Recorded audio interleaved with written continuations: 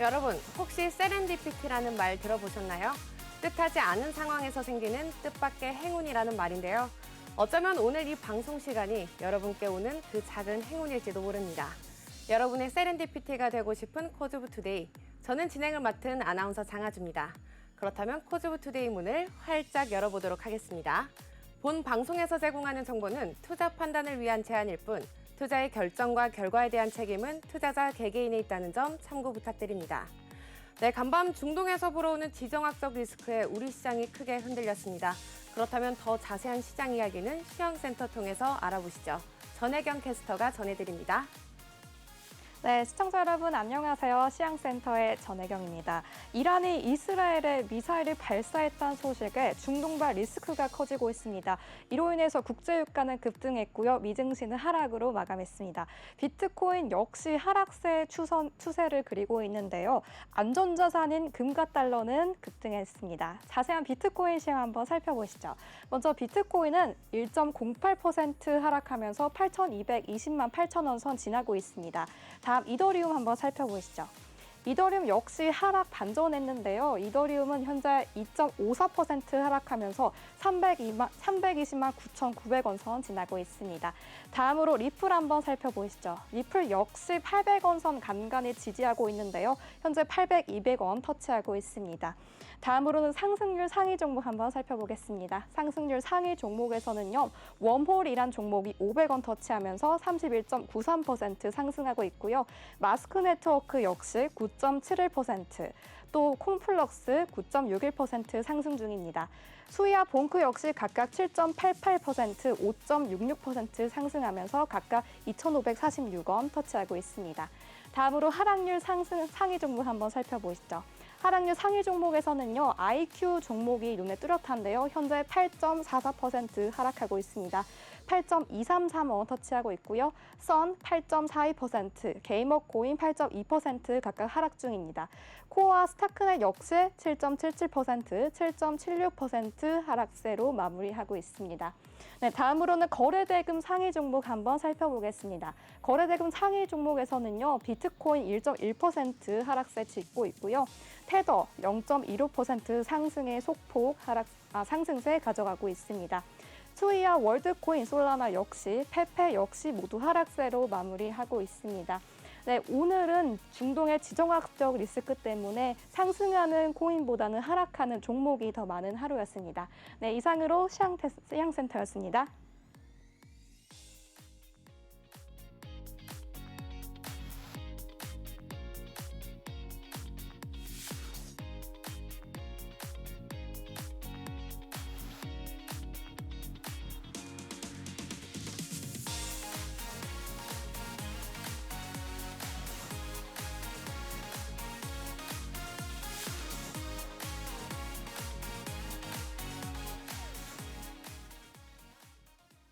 니 혼자 왔네.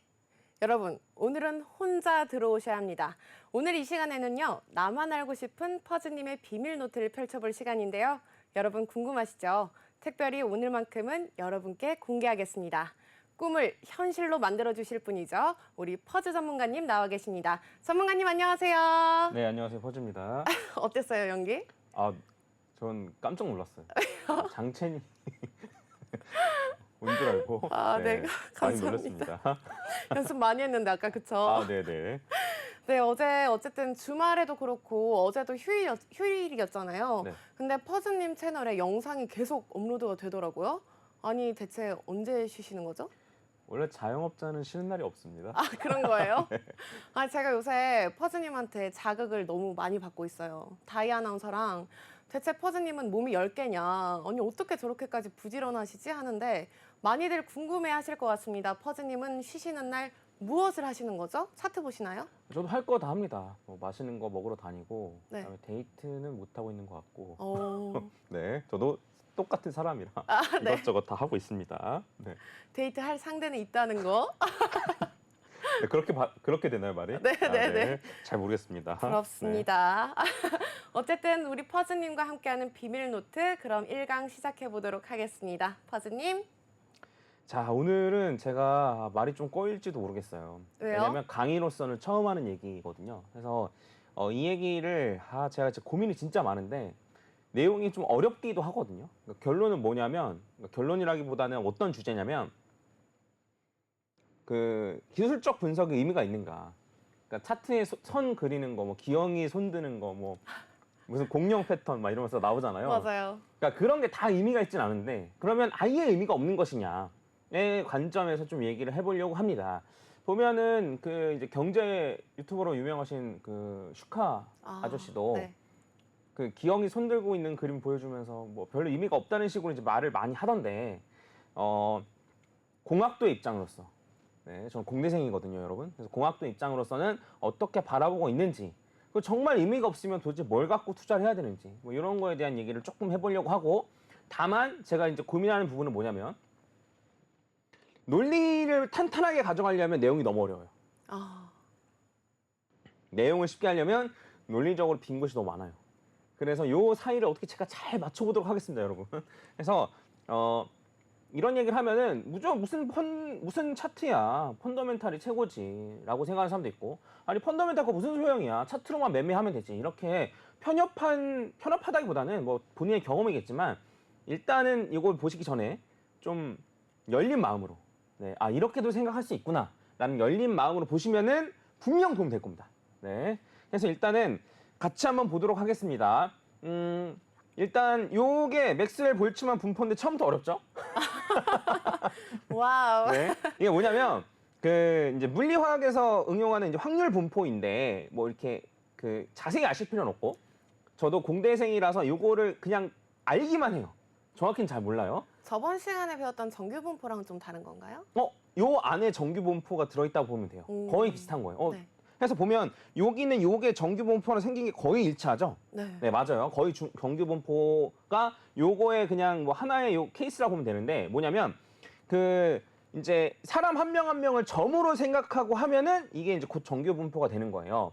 근데 요거는 어쨌든 중요하진 않고 이거를 제가 이제 왜 갖고 왔냐면 제가 그 공학 채널 저는 그 약간 기술이나 이런 거에 관심이 좀 많거든요. 공학 채널을 쫙 보는데 거기 대학 교수님이 나와가지고 아니 투자가 너무 쉽다는 거예요. 왜냐? 사람은 투자의 요 패턴 자체는 요 분포를 그대로 따른다는 거예요. 특정 분포. 사람이 많이 모이면 모일수록 특정 분포를 그대로 따라가고 그 패턴이 반복되는데 그 반복되는 패턴대로만 매매하면 된다는 거예요. 그래서 너무 쉽다라고 얘기를 하는 거예요. 그걸 누가? 공대 교수님이. 어떤 네. 공대 교수님이요? 뭐 거기까지 제가 네네. 네. 그래서 요거 관련해 가지고 제가 그 아는 지인들이랑 얘기를 진짜 많이 했습니다. 저도 공대생이니까 그리고 지금 박사 과정을 밟고 있는 사람도 있고 이미 교수를 하려고 하는 사람, 조교수나 이런 거 하는 사람도 있고 그래서 저희 과가 또 특히나 통계를 많이 다루기 때문에 관련해서 얘기를 했는데 결론은 일리가 있는 말이다 라는 거예요. 자, 무슨 얘기냐면 사람들이 많이 모여요. 많이 모이면 어느 정도 많이 오르면은 여기에서 파는 사람도 있고 사는 사람도 있고 할 거 아니에요.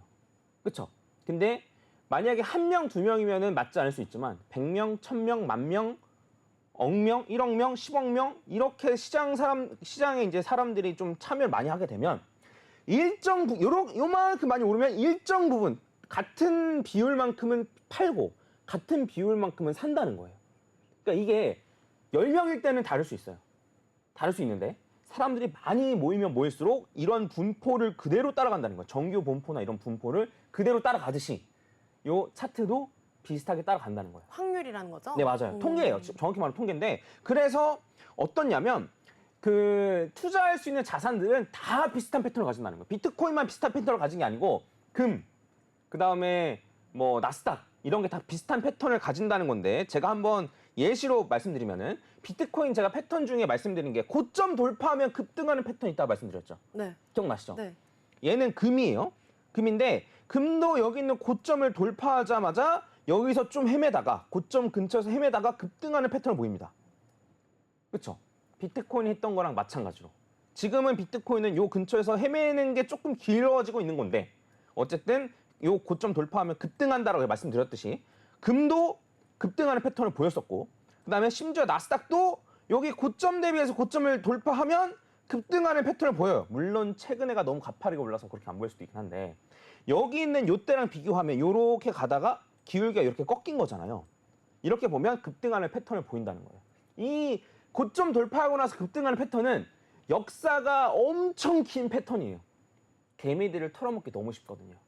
생각을 해봤을 때 여기까지 가가지고 이걸 뚫을지 안 뚫을지 모르겠네 해가지고 개미들이 못 사다가 떡 뚫고 나니까 난 못 샀는데 제발 한 번만 떨어져 줘 그러면 살게 라고 했는데 그런 애들을 태우지 않고 급등해버리는 거예요. 예, 나스닥 같은 경우에도 뭐 요 고점 돌파하자마자 몇 퍼센트 올랐냐면 56%가 올랐고요. 그 다음에 그 금 같은 경우에도 고점 돌파하자마자 단기간에 117%가 올랐단 말이에요. 와. 그렇죠? 이상하잖아요. 금이라는 엄청나게 무거운 애가 이렇게 고점 하자마자 단기간에 오른다는 게 이상하잖아요. 그래서 이때 사람들이 샀을까 못 샀을까요? 못 사죠. 예. 그리고 사람들이 괜찮네 하고 사자마자 어떻게 해요? 떨어져요. 이게 유구한 패턴이에요. 왜 이런 패턴이 반복되냐 이거예요. 비트코인도 이런 패턴이 계속 반복됐었는데 왜 이런 패턴이 반복되냐면 투자 자산은 다 똑같단 말이에요. 모든 투자 자산은 비슷한 패턴을 가진단 말이에요. 왜? 금이든 나스닥이든 상관없이 어쨌든 망하지 않는 자산이라면 뭐 예를 들면 회사 같은 경우에 망할 수도 있겠죠. 근데 나스닥은 사실 망할 가능성이 적기도 하고 금도 망할 가능성이 적잖아요. 그럼 망할 가능성이 적은 투자 자산들 같은 경우에는 그 많은 사람들이 어쨌든 이걸 투자하려고 모인 거고 그 투자하려고 모인 사람들은 요렇게 올라가면 누군가는 사고 누군가 팔고 이렇게 떨어지면 누군가는 살고 이렇게 고점 돌파하면 또 누군가는 급하게 사고 이런 게 다 비율적으로 정해져 있다는 거예요. 그래서 모든 투자 자산은 똑같은 모양을 가진다는 거예요. 그래서 차트를 보신다는 분들은 이런 얘기를 많이 하시거든요. 과거 차트랑 너무 똑같다. 비트코인 차트가 나스닥 차트랑 너무 똑같다. 비트코인 차트가 금 차트랑 너무 똑같다. 이런 얘기를 한단 말이에요. 왜? 모든 투자하는 자산들은 다 똑같은 패턴을 가지니까. 왜? 투자하는 사람들의 심리? 네, 맞아요. 그러니까 이제 일정 비율은 사고 이때, 일정 비율은 이때 팔고 이런 게 계속 반복되다 보니까 요 시장 참여자가 많으면 많을수록 그 비율을 그대로 따라간다는 거예요. 이해 갔죠? 그래서 시장 참여자가 많을수록 더 차트가 잘 맞긴 하는데 이것만 딱 들으면은 이제 좀 공감이 안 갈 수도 있으니까 제가 다른 얘기를 좀 덧붙여 볼게요. 이런 게 지금 와서 생겨난 게 아니란 말이에요. 자, 뭐냐면 옛날 사람들도 다 똑같은 생각을 해봤어요. 뭐냐면 이거는 삼인행 필류아사라고 해서 혹시 이 말 아세요? 그 뭐 길 가다 3명을 만나면 스승이 그 중에 한 명은 있다 약간 이런 말이었나? 어떻게 아세요? 저 약간 그 뭐뭐뭐 불면 법칙 했을 때 예전에 배운 적 있었어요. 아, 그래요? 네. 이거를 요즘 사람들은 잘 모르더라고요. 오. 네, 그래서 맞아요. 저 공자. 네. 저 좀. 세대 차이가 나나 한번 여쭤봤는데 저희는 크게 나지 않는 걸로 하고 이건 뭐냐면 3명이 가면은 그 중에 내가 스승으로 삼을 만한 사람이 한 명 있다는 뜻이에요.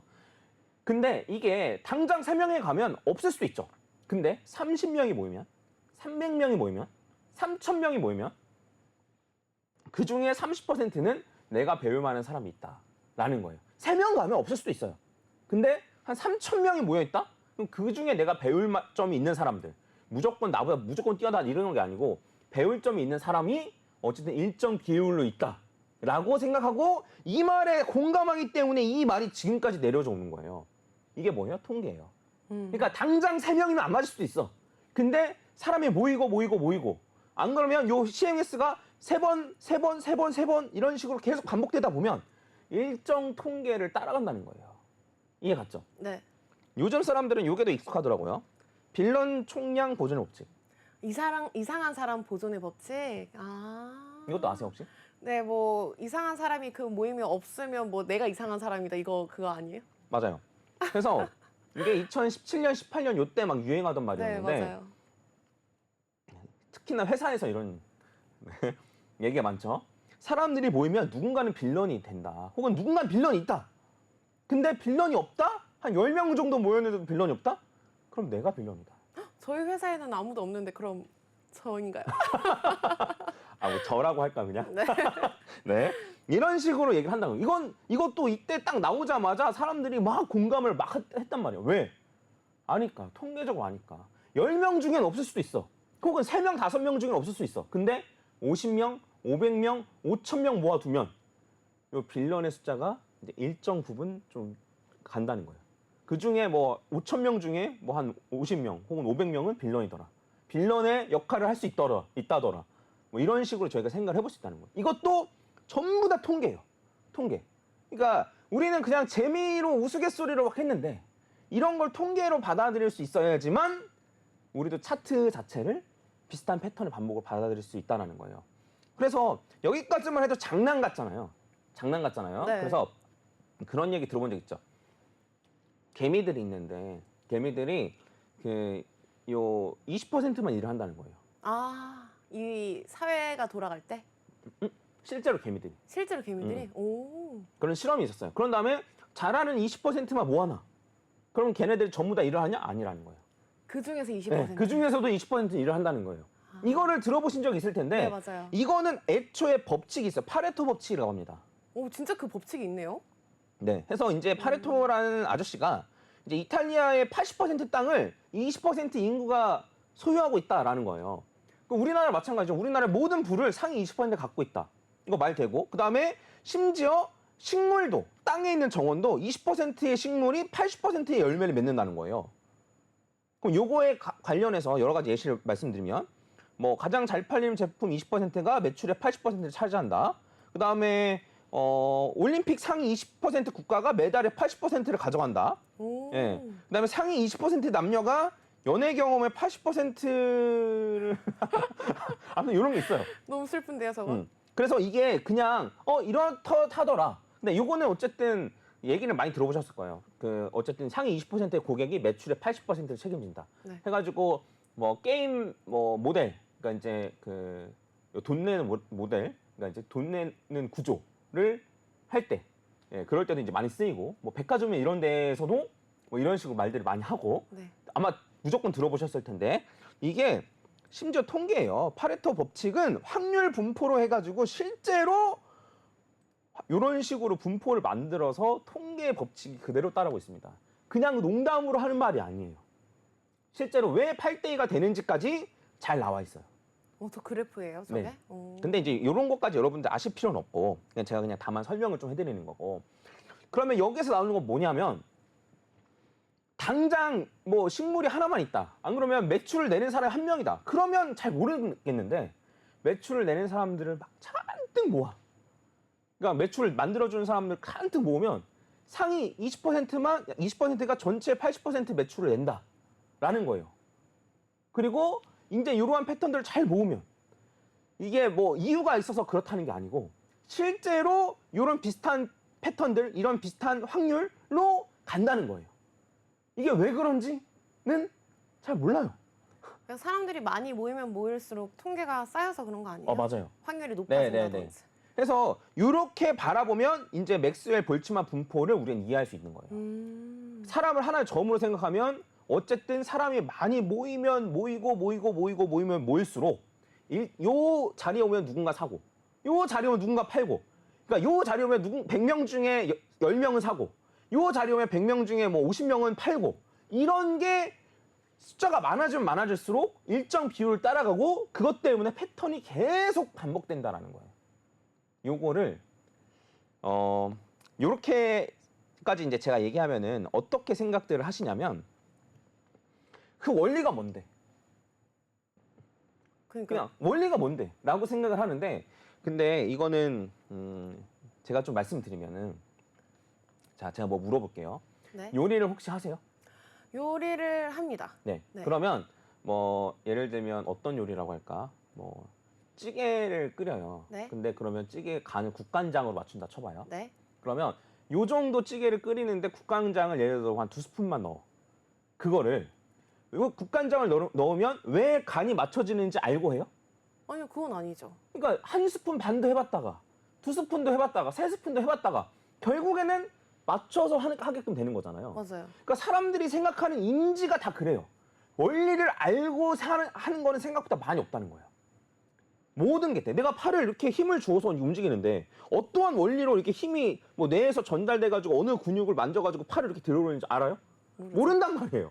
근데 왜 이런 거에만 그런 원리를 찾으려고 하는지 모르겠어요. 그러니까 모든 사람들이 인지하는 게 다 그래요. 그리고 재밌는 걸 말씀드리면은 저는 AI나 이런 쪽으로도 관심이 많은데 예전 AI 같은 경우에는 사람들이 다 알고리즘을 짰어요. 이런 경우에는 이렇게 하고, 이런 경우는 이렇게 하고, 이런 경우는 이렇게 하고, 이런 식으로 이제 다 하나하나 만들었었는데 요즘 AI는 그게 아니에요. 그럼요. 그냥 데이터를 왕창 넣고 어떤 식이면 제가 간단히 설명하면 정확한 설명은 아닌데 자, 우리가 이렇게 해놓고 우리가 원하는 답이 여기 있어요. 그러면 이런 식으로 그 데이터를 넣고 이런 식으로 쏴요. 알고리즘을 쏴요. 네, 쏜단 말이에요. 그러면 이만큼의 차이가 벌어지죠. 그럼 쏠 때 이만큼 옆으로 해가지고 다시 쏴요.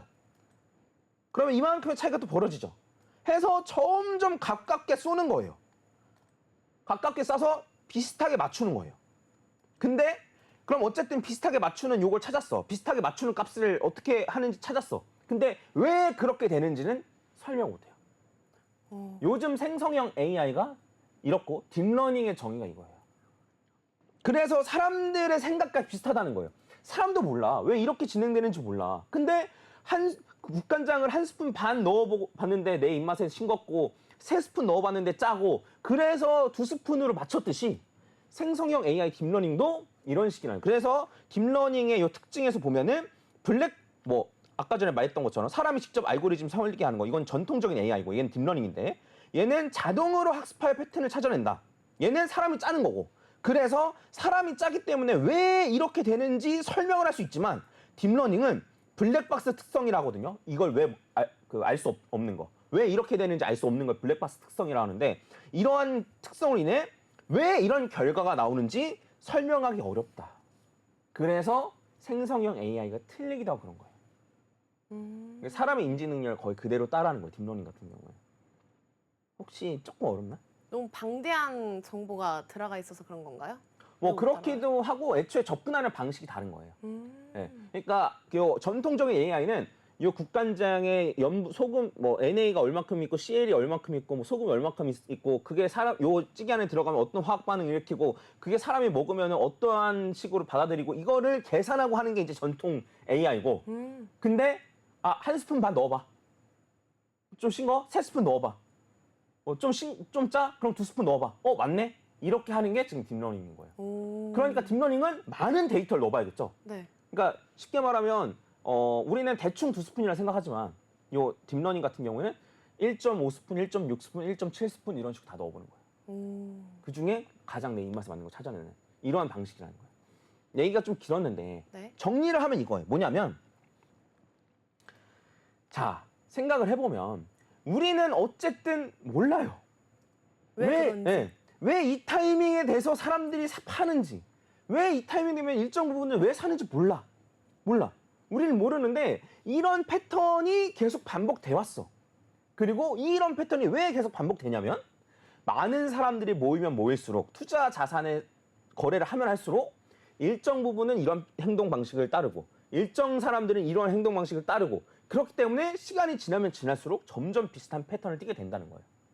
이해 갔나요? 네. 그리고 우리는 이 패턴을 그대로 공부를 활용하기만 하면 된다는 거예요. 아, 네. 찾아내서 네. 활용하기만 하면 된다. 이런 거고. 그래서 이런 패턴들의 요 예시가 이건 하이먼 민스키 모델이거든요. 들어본 적 있죠? 아니요. 없어요? 네. 모든 투자 자산은 이러한 모양들을 따른다는 거예요. 해서 이게 장기 평균 가격이고 그다음에 자산 가격 1호, 그다음에 여기서는 현명한 투자자가 먼저 투자하고 여기에서 기관 투자자가 참여하고 언론 보도가 증가된 다음에 조정이 한번 있고 그다음에 대중 참여가 한 다음에 여기 올라갔다가 떨어진다. 이렇게. 이거 그래프 본 적 있어요. 맞아요. 네. 항상 비트코인 네. 차트랑 비교해 가면서 야 이제 끝났다. 라고 하면서 이제 맨날 조롱할 때 쓰이는 건데 네. 이런 요 패턴이 여기에서만 적용되는 게 아니고 튤립 버블, 나스닥, 금 다 적용돼요. 왜? 어차피 사람이 하는 거니까. 네, 맞아요. 시장의 심리니까. 네, 비슷한 패턴이 계속 이어지니까. 음. 그래서 이러한 패턴을 우리가 알고 활용할 수만 있다면 정확하게는 몰라도 대충 이렇다 정도만 알아도 훨씬 더 활용하기 쉽다는 거예요. 왜? 펀더멘탈만 보면 된다라는 사람들이 있잖아요. 펀더멘탈 하면 뭐 퍼나 뭐 여러 가지 있잖아요. 뭐 네. 매출 기업의 뭐 매출이니 뭐 이익이니 뭐 이런 거 하면서 뭐 PER 보고 PBR 보고. 네. 네, 해서 뭐 그리고 뭐 매크로 보면서 뭐 몇 배를 곱해야 되면 뭐 이런 식으로 막 얘기하잖아요. 네. 그런 거는 요 장기 평균 가격밖에 몰라요. 여기에서 끼는 건 버블이에요. 버블. 버블을 PER로 예측할 수 있어요? 없죠. 못한단 말이에요. 이거는 사람의 심리가 모여서 버블이 끼는 거라서. 그래서 이런 버블은 과거 패턴으로밖에 유출할 수가 없어요. 그러면 내가 어쨌든 그 PER이나 이런 거 봐가지고 기업 가치 낮은 것들, 평가가 낮은 것들 여기서 샀어. 그러면 기업 가치 비슷하게 와가지고 요때 팔고 끝이에요? 아니잖아요. 그렇죠? 어쨌든 요 버블까지 우리가 먹어야 되잖아요. 혹은 버블에서 꼭대기에 팔진 못하더라도 요런 데서나 우리 팔아야 될 거 아니에요. 그러면 과거에 했던 비슷한 패턴을 활용하는 게 왜 잘못됐죠? 그래서 백테스팅의 중요성을 매일 말씀을 하시는 거예요? 네, 그렇기도 하고 본인 매매 전략에 대해서 네. 그 매매 전략 같은 경우에도 과거의 패턴을 가지고 와서 내가 보기에 잘 맞는 것들을 하는 거예요. 근데 내가 보기에 잘 맞는 것들이 실제로 맞을 수도 있고 아닐 수도 있잖아요. 네. 그렇죠? 그렇기 때문에 이 매매 방법으로 백테스팅을 계속 해야 된다라는 얘기를 하는 겁니다. 이해 갔죠? 완전 갔어요. 네. 그래서 이게 어쨌든 제가 최대한 좀 쉽게 설명한 거예요. 네. 추가적으로 얘기를 덧붙이자면, 자, 아예 다른 얘기긴 한데, 예전에 이제 경제 위기가 더 이상 안 온다는 얘기가 있었어요. 닷컴 버블이랑 그 2007년 8년 경제 위기가 나온 이후에 사람들은 학습했기 때문에 경제 위기가 안 올 것이다. 안 오나요? 오죠. 10년 주기로 오잖아요. 네. 그리고 이런 얘기도 있었어요. 그러니까 이상하잖아요. 10년 주기로 오는 게 이상하잖아요. 그때 학습을 했을 때고, 그리고 그때 심지어 현업으로 있던 사람들이 지금 파월 아저씨도 그때 있었을 거 아니에요. 네. 그러니까 그럼에도 불구하고 왜 이런 경제 위기가 반복되냐. 그리고 이런 얘기도 있었어요. 더 이상 전쟁도 안 일어날 것이다. 그런 얘기 들어본 적 있죠. 근데 최근에 보면 어때요? 난리 났죠. 네. 그러니까 전쟁이 사람들은 어쨌든 이해관계가 뭐 전쟁이 날 만큼 났고 이해관계가 다 있고 그다음에 핵무기가 발명이 되면서 전쟁으로 일으킬 게 훨씬 더 커지기 때문에 전쟁이 안 일어날 거다라고 얘기했지만 우크라이나 러시아도 그렇고 중동에 이번에 터진 것도 그렇고 왜 전쟁이 또 나오냐는 거예요. 왜? 사람이 하는 거기 때문에. 사람이 일정 부분 모이면 일정 부분 뭐 사람들이 100명 있으면 뭐 1000명 있고 10,000명 있고 하면 어쨌든 그중에 뭐 한 5%는 범죄를 저지르고. 그렇죠? 그다음에 그중에 뭐 몇 %는 뭐 이렇게 돈을 다 잃고 뭐 이런 패턴을 그대로 따라간다는 거예요. 그래서 경제 위기도 반복이 되는 거고.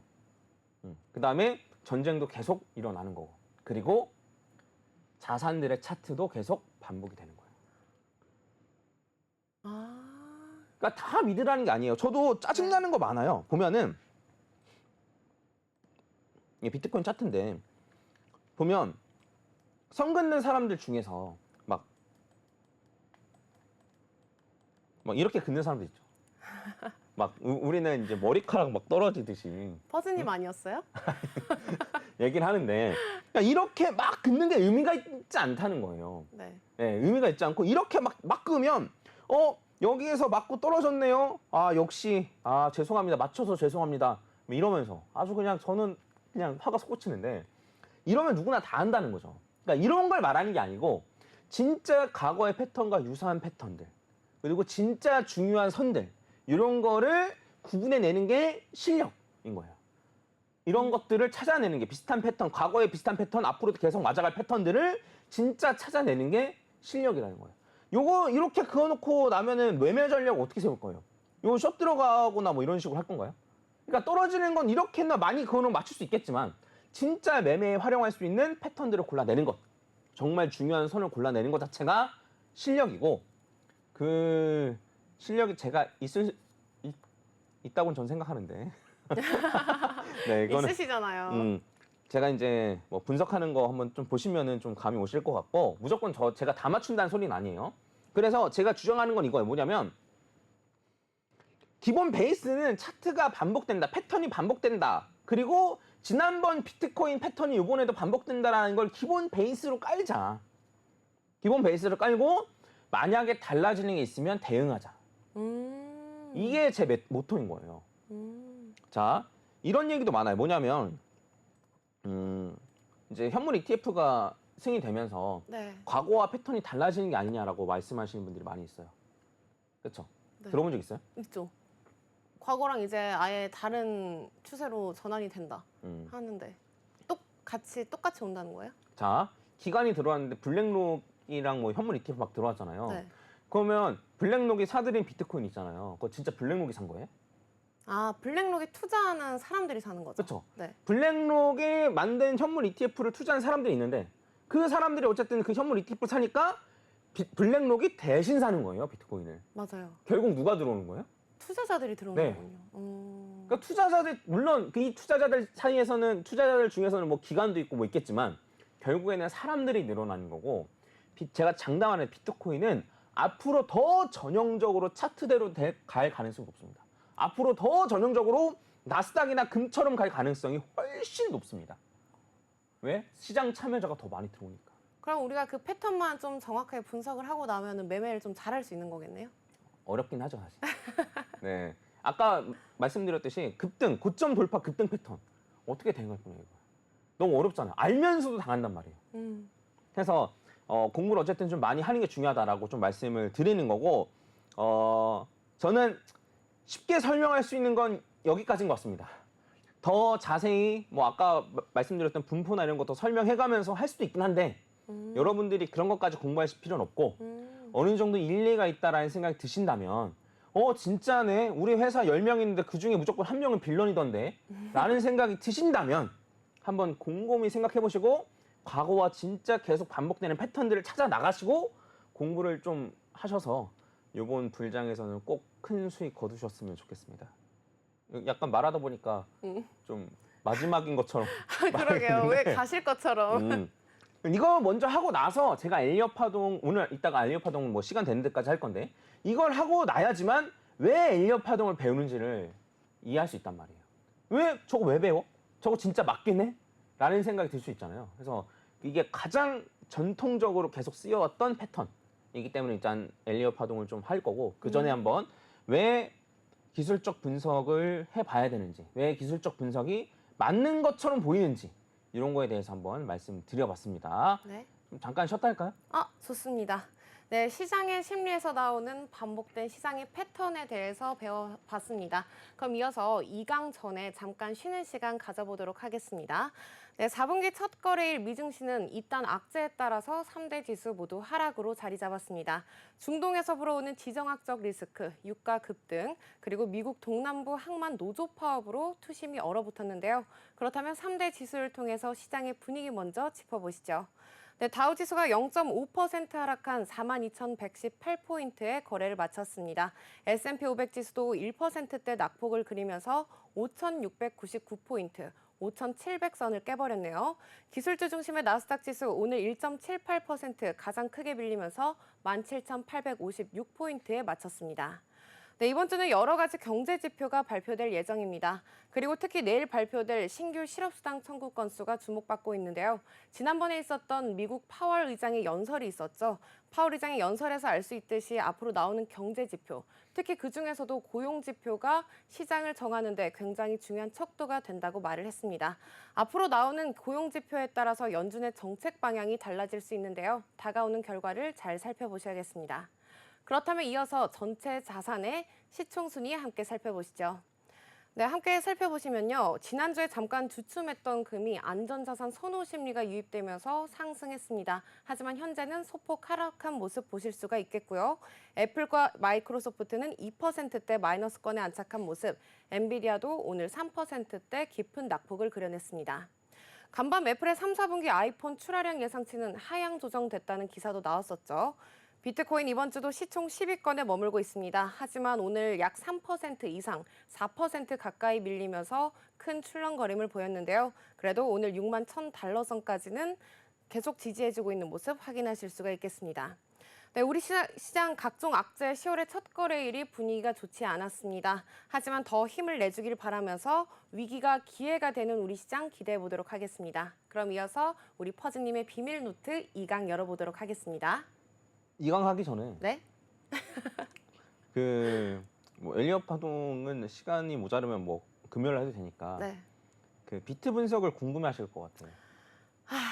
제가 진짜 어제 새벽에 저희 단톡방에서 퍼즈님 지금 자고 계실 때가 아니라고 지금 비트코인 지금 난리 났다고 했는데 아주 답장 없이 잘 저는 주무시더라고요. 너무 잘 잤죠. 자, 한번 볼게요. 네. 네, 한번 보도록 하겠습니다. 비트코인 분석 잠깐만 해드릴게요. 자, 비트코인 분석을 할 때, 앞으로 어떻게 될까요? 라고 얘기했을 때, 저는 잘 모르겠습니다. 라고 실제로 그렇게 얘기하진 않았지만, 여기서 떨어질 수도 있고, 올라갔다 떨어질 수도 있고, 모르겠는데요? 근데, 떨어졌을 때 중심선에서 지지받는 게 중요하다라고 말씀드렸죠? 네. 기억나나요? 네. 지금 어때요? 중심선에 지지받은 것 같아요? 안 받은 것 같아요? 30일 이평선 중심선이요? 네. 얘가 지지 중심선이거든요. 잘 받았네요. 왜 이렇게 잘 받을까? 왜 이렇게 여기 왜 딱 이렇게 딱 정확하게 지지를 받았을까요? 그런데 저는 이제 30일 이평선에서 만약에 밑으로 쏟아내리면 정말 답도 없다고 생각이 들어서 어제 새벽에 잠을 거의 못 잤어요. 그래서 제가 추천하기로는 네. 자, 제가 불장 대비 강의 처음 할 때 비트코인은 왜 앞으로 계속 올라갈 가능성이 높으며 그다음에 장기적으로 어떤 식으로 달러랑 반대로 가면서 이렇게 선호하는 현상들이 모이고 수요가 많아질 거다 이런 얘기 하면서 만약에 사고 싶으면 중심선까지 떨어지셨을 때 사면 괜찮다 라는 얘기까지 했었어요.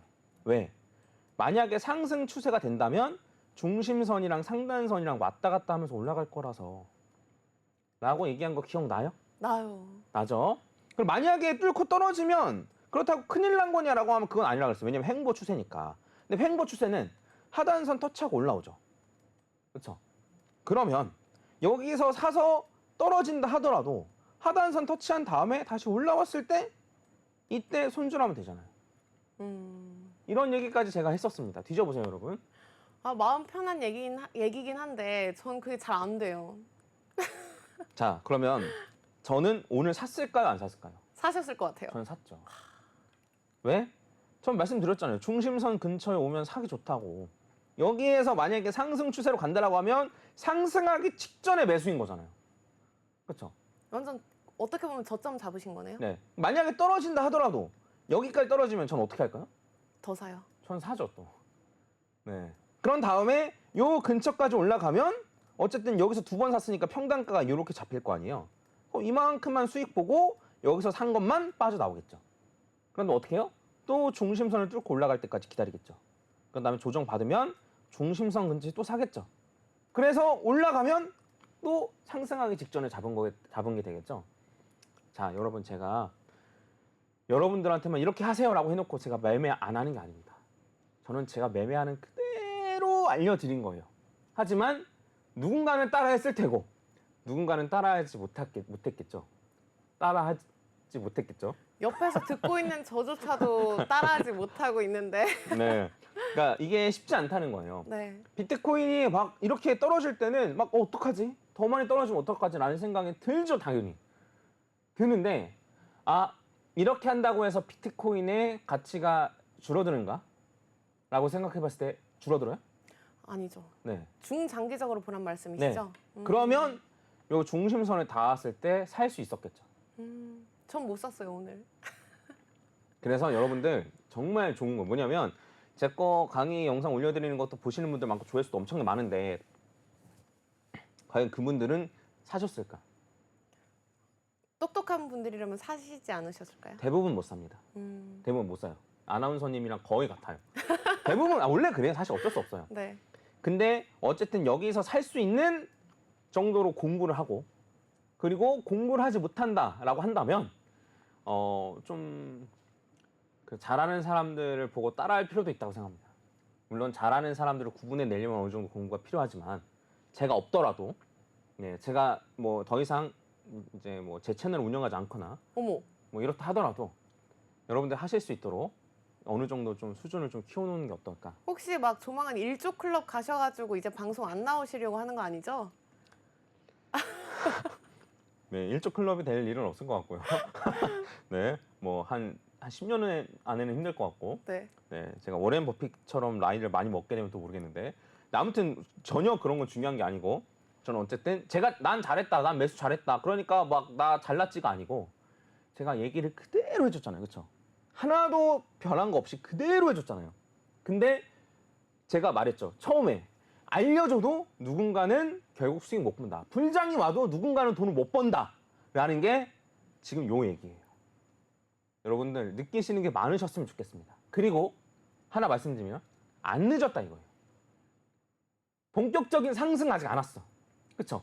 제가 이거 고점 뚫고 올라가면 이제 한 8만 달러 정도 뚫고 올라가면 단기간에 올라간다 그랬는데 아직 그런 타이밍도 안 왔고 그다음에 앞으로 올라갈 일도 많은데 왜 나는 퍼즈의 저 얘기 듣고 와 맞다라고 생각하면서 왜 이번에 여기에서 못 샀을까? 혹은 샀는데 난 왜 여기서 손절했을까? 그리고 제가 비트코인으로 갖고 있으라고 그렇게 얘기했는데 왜 알트를 샀을까? 에 대해서 왜 저를 보시면서 아니 그런 말씀을 하시는 그런 것 건 아니고 같은데. 아나운서님이 뭐 네. 실제로 뭐 매매를 하셨는지 잘 모르겠지만 네네. 이런 것들을 다시 한번 잘 생각해 보시라는 거예요. 자, 비트코인만 더 올라간다 그랬잖아요. 비트코인 도미너스 더 올라간다 그랬잖아요. 그리고 비트코인 못 사겠으면 이더리움이나 솔라나 사라 그랬었잖아요. 물론 이더랑 솔라나가 뭐 떨어지기도 요번에도 많이 떨어지긴 했지만 제가 이제 비트코인을 갖고 계시라고 강조를 많이 했었고 그리고 비트코인 갖고 있었으면 이런 데서 딱 사면 되는데 알트코인은 얼마나 많이 떨어졌겠냐 이거예요. 그렇죠? 네. 그리고 살려면 사실 적립식으로 사는 게 좋은데 그거는 제가 여기서 말을 안 했으니까 그걸 가지고 뭐라 하지 않을게요. 네, 근데 잘 한번 생각을 해보셨으면 좋겠습니다. 그 불과 이제 제가 여기 출연한 지 거의 한 달쯤 됐는데 오. 네, 한 달 전에 했던 상황 그대로 왔죠. 어차피 올라가도 돈 못 법니다. 제가 백날 얘기해봐야 돈 못 벌어요. 제가 어디까지 올라가고 어디까지 떨어지는 거 알려줘 봐야 돈 못 번다고 그랬어요. 그렇죠? 요 케이스가 그대로 나왔으니까 한번 제발 곰곰이 잘 한번 생각해 보시고 앞에 제가 진행했던 강의 다시 한번 다 보시고 네. 또 한 번 반성을 갑자기 하게 되네요. 한 달이나 같이 방송을 했는데도 아 마음이 진짜 갈대처럼 흔들리고 어제 손절할 뻔했어요. 네, 그래서 그 너무 말하기 적절한 자리에서 이제 말씀드렸고 뭐 네. 비트코인 분석을 간단하게 이제 마무리 지으면은 어쨌든 여기에서 지지받는지가 굉장히 중요해졌습니다. 중심선에서 지지받는지가 굉장히 중요해졌고 근데 뚫고 떨어진다고 해도 그냥 횡보예요. 다만 횡보가 조금 길어질 뿐 길어지면 짜증나죠. 그냥 그 이상 그 이하도 아니에요. 그래서 결과적으로는 여기서 지지받고 올라가서 고점을 갱신하면 상승 추세로 갈 가능성이 높다. 이런 식으로 중심선이나 상단선이 왔다 갔다 하면서 올라가는 상승 추세로 갈 가능성이 높고 만약에 그렇다 한다면 비트코인 정고점을 뚫을 가능성이 높아지고 정고점을 뚫으면 단기간 안에 두 배. 2배. 근데 2배까지는 이번에 좀 힘들 것 같고 파동 갑자기? 카운팅을 해봤을 때는 네. 한 80% 정도 수익 요 정도는 한 12만 달러, 13만 달러까지는 갈 가능성이 좀 높아진다라고 저는 생각을 합니다. 계속 바뀌겠죠, 저도. 그냥 계속 이제 팔로우 하시면서 제 분석이나 관점 이런 거 참고해 보시고 자, 이렇게 하고 이게 너무 중요했기 때문에 다뤘고 엘리엇 파동 맛보기만 좀 볼까요? 아 좋습니다. 네, 시간이 많지 않으니까. 자, 엘리엇 파동이 과거부터 제일 잘 맞는 패턴이에요. 근데 대부분 이걸 잘 못 써요. 그래서 엘리엇 파동 안 맞네? 라고 하는 거예요. 어려워요, 솔직히. 그러니까 자, 팩폭을 하자면 네. 자, 여기서 살려고 하니까 어렵죠. 네. 여기서 사고 여기서 팔고 여기서 사고 여기서 팔고 여기서 사서 여기서 팔려고 하니까 어렵죠. 아니에요? 맞아요. 자꾸 저점에서 잡고 고점에서 팔려고 하니까요. 이렇게 안 하면 되잖아요. 근데. 그럼 어떻게 하면 되죠? 대충 이쯤에서 사고 네. 대충 이쯤에서 빠져나오면 되잖아요. 음. 그러니까 대충이란 말이 맞는지 모르겠지만 저도 저점이랑 고점 못 잡아요. 그러면 저점이랑 고점 못 잡을 거 아니까 좀 베리에이션을 두고 매매 전략을 짜면 되잖아요. 그러니까 상승 추세로 갔을 때 사고 또 하락 추세로 변환했을 때 팔고 한 무릎에서 사서 한 허리에서 팔면 된다 이 말씀이죠? 뭐 어깨에 팔아도 되고. 오. 네. 그러니까 이게 너무 고점과 저점을 잡아가지고 진짜 발라 먹는다고 얘기하죠. 네. 생선 발라 먹듯이 네. 아주 깨끗하게 수익을 가져가려고 해서 어려운 거지.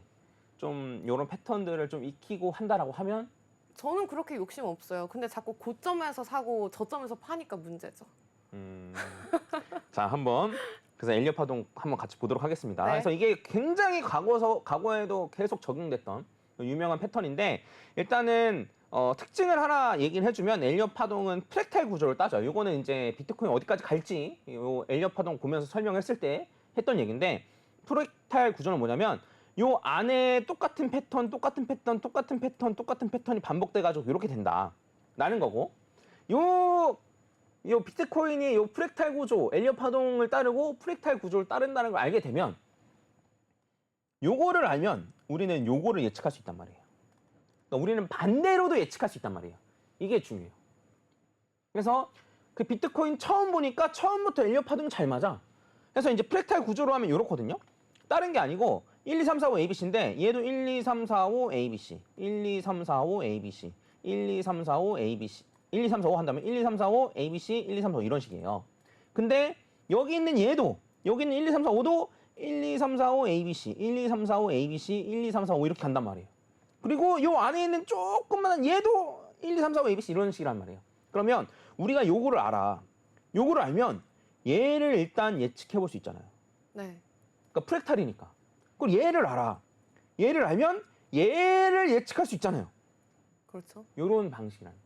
근데 매번 저게 적용이 되는 거예요? 아니면 타임 프레임마다 다 저게 적용이 되는 거예요? 전부 다 적용되죠. 근데 우리가 속는 경우부터 말하면 뭐냐면 네. 자 여기서도 여기 보면 오파도 1, 2, 3, 4, 5 이렇게 올라가잖아요. 그런데 우리가 착각하는 거 뭐냐면 여기는 얘 이렇게 생긴 것 때문에 1, 2, 3, 4, 5 끝이네. 그런 다음에 여기서 전부 다 팔거나 숏 포지션 들어가요. 근데 한 번 더 올라가네? 요거를 구분하지 못해서. 혹은 1, 2, 3, 4, 5로 올라간 다음에 7, 8로 확장이 일어나는 경우도 있어요. 이런 경우를 구분하지 못해서. 그래서 필요한 게 뭐냐면 대충 어디까지 올라가는지를 대충이라도 알 수 있는 툴이 필요한 거예요. 피보나치? 네, 그게 피보나치인 거예요. 아, 그래서 같이 보시는군요. 네, 맞아요. 그러니까 단순히 이 파동을 카운팅해가지고 세는 거는 진짜 코코기기. 뭐죠? 코코기기? 네. 귀기 코코 몰라요? 모르는데. 코에 걸면 코걸이, 귀에 아, 걸면 귀걸이. 저 제가 좋아하는 말인데. 아, 그래요? 네, 맞아요. 단순히 패턴을 세는 파악하는 거는 정말 천차만별이고 맞았고 틀렸고 이런 거를 하기가 너무 어려워요.